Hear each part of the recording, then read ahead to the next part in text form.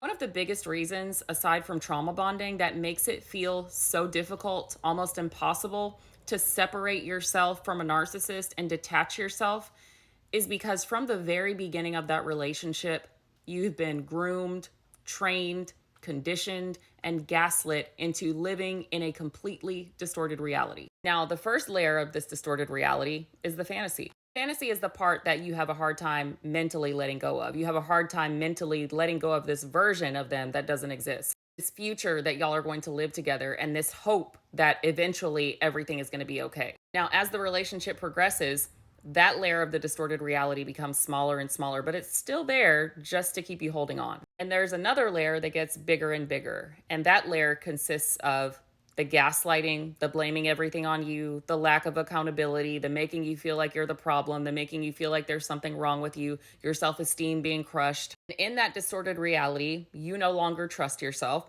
and the narcissist becomes the hub for everything. They become in charge of your thoughts, in charge of your feelings, in charge of your decisions, in charge of your belief system. The gaslighting and the brainwashing is so extreme that it gets to the point that you feel like you need them to survive because they have become your hub for everything. And you learn to live that way. It becomes your new normal. You know how to survive there now. So when it comes time to leave that distortion, you have no fucking idea how to survive in the regular world anymore, in reality. Because if you go back to the real world and you go back to reality, you're not going to have that hub anymore that has conditioned you for so long, and you feel like you don't know how to survive on your own anymore. Through the process of them exerting power and control over you, you've turned into a puppet, and now it feels like you need your puppeteer to survive. So a lot of times, it just seems easier to stay because at least you'll have your puppeteer. And then there's another layer to this distorted reality where they have completely distorted your view of love, because this puppeteer